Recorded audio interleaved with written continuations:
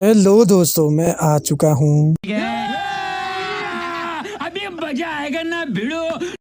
तो जैसा कि दोस्तों पिछले एपिसोड में हमने देखा था, वांग फेंग को अपने भाई के कातिल का पता चल गया था, जो कि उसी एकेडमी का एक एल्डर था। लेकिन हमने वहाँ देखा था वांग फेंग ने अपने भाई के कातिल को छोड़ दिया था। जिसके बाद हमने लास्ट में यह देखा था, ग्रैंड मास्टर धेंग को पता चल गया था कि वांग फेंग ही सिल्वर टाइगर किंग है। अब आगे इस एपिसोड की शुरुआत में हम वांग फेंग को देखते हैं, जो कि लाइब्रेरी में एक मार्शल आर्ट्स की बुक पढ़ रहा होता है। और वह मन ही मन खुद से ही कह रहा था कि ग्रैंड मास्टर झेंग ने तो मेरे बारे में सब कुछ जान लिया है, और अब तो वो इतने जल्दी मेरे लिए सब कुछ करने वाले भी है। वह ये सोच ही रहा था कि तभी उसे उस बुक में एक secret life and death technique के बारे में पता चलता है, जो कि अपने सामने वाले ओपोनेंट की आधी पावर को खत्म कर देता है। अब उस टेक्निक को देखकर वांग फेंग मन ही मन सोचता है कि अगर मैं ये टेक्निक सीख जाऊंगा तो मैं बहुत ही जल्द पर्पल किंसी रियलम पर भी ब्रेक थ्रू कर पाऊंगा। वह ये सोच ही रहा था कि तभी वहाँ लो सुइमी भी आ जाती है, जो कि बहुत ही खुश दिखाई दे रही थी, और वह वांग फेंग को बताती है कि मैंने सक्सेसफुली ग्रीन लिंग रियलम पर ब्रेक थ्रू कर लिया है। अब इस बात पर वांग फेंग भी खुश हो जाता है और लो सुइमी को बधाई देता है।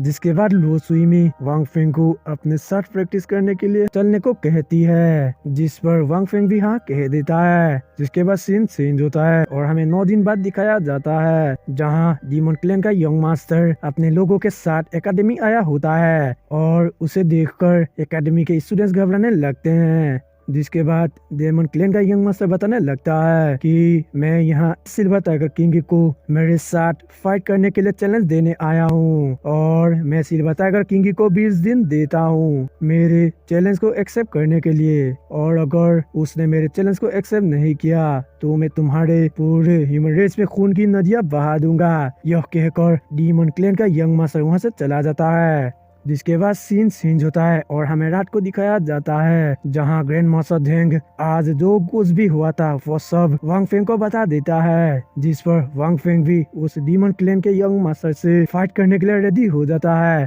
जिसके बाद ग्रैंड मास्टर धेंग वांग फेंग से कहते हैं कि डीमन क्लैन बहुत ही स्ट्रॉन्ग है, इसीलिए मैं तुम्हें उस डीमन यंग मास्टर से फाइट करने से पहले मैं तुम्हें स्ट्रॉन्ग बनाना चाहता हूँ, और उसके लिए तुम्हें मेरे साथ युआन लिंग टावर चलना होगा। तो उस पर वांग फेंग भी हाँ कह देता है। जिसके बाद सीन चेंज होता है और हमें अगले दिन सुबह दिखाया जाता है, जहां ग्रैंड मास्टर झेंग और वांग फेंग युआन लिंग टावर पर पहुंच गए होते हैं, और इस युआन लिंग टावर पर ह्यूमन रेस के लोगों के लिए तरह तरह के मेडिसिन और पिल्स बनती है, और उन मेडिसिन की खुशबू इस पूरे युआन लिंग टावर पर फैला हुआ है, जिसकी वजह से इस युआन लिंग टावर में कल्टीवेटर को अपने रियलम्स को ब्रेक थ्रू करने में थोड़ा सा आसानी हो जाता है। जिसके बाद वह दोनों युआन लिंग टावर के अंदर आ जाते हैं, जहां काफी सारे पिल्स बन रही होती है, और उन पिल्स की खुशबू वहां चारों तरफ ही फैला हुआ है। फिर ग्रैंड मास्टर झेंग वांग फेंग से कहते हैं कि यही वो जगह है जहां तुम अपना कल्टीवेशन करके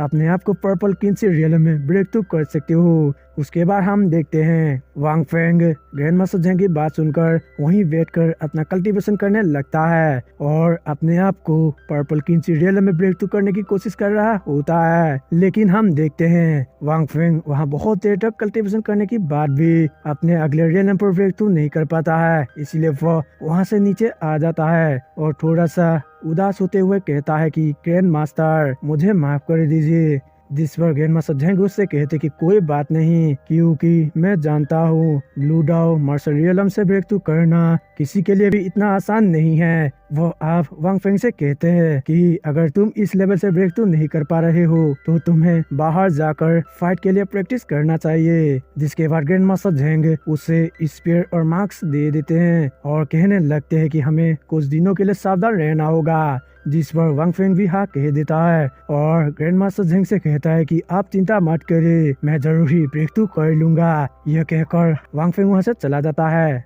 अब उसके जाने के बाद ग्रैंड मास्टर झेंग थोड़ा सा सोचकर कहते हैं, अब तो सिल्वर टाइगर किंग अपने अगले रियलम पर पहुंचने के लिए बिल्कुल करीब है, और इसकी प्रोग्रेस को देखकर मुझे ऐसा लग रहा है कि इसके सामने गोल्डन मार्शल गॉड बू लिंगटियन की प्रोग्रेस भी कुछ भी नहीं है। ग्रैंड मास्टर जेंग सोचते हैं कि अभी हमें वांग फेंग को थोड़ा सा नीचा दिखाना होगा ताकि वो और भी अच्छे से प्रैक्टिस करे। इसके बाद हम वांग फेंग को देखते हैं जो कि अपने रूम पर आकर कल्टीवेशन कर रहा होता है। तभी वहाँ उसके पास ग्रैंड मास्टर जेंग भी आ जाते हैं, जिन्हें देखकर वह उनसे पूछता है कि आप यहाँ क्या कर रहे हैं। दरअसल ग्रैंड मास्टर जेंग यहाँ वांग फेंग का मनोबल गिराने आए होते हैं ताकि वह अपने अगले रियलम को हल्के में ना ले। ग्रैंड मास्टर जेंग उसे बताता है कि तुम्हें ब्लू डार्क मार्शल रियलम को ब्रेक थ्रू करने के लिए और भी ज्यादा हार्ड कल्टीवेशन करना होगा। उसके बाद सीन चेंज होता है और हमें अगले दिन का सीन दिखाया जाता है जहाँ वांग फेंग अपने दोस्तों के साथ लंच कर रहा होता है और वहाँ वांग फेंग का दोस्त उससे कहता है कि क्या तुम्हें पता है हमारे एकेडमी में डीमन यंग मास्टर याओ लियांग और सिल्वर टाइगर किंग के बीच एक फाइट होने वाली है, इसलिए दोस्त क्या तुम मुझे बता सकते हो कि सिल्वर टाइगर किंग कौन है। जिस पर वांग फेंग उससे कहता है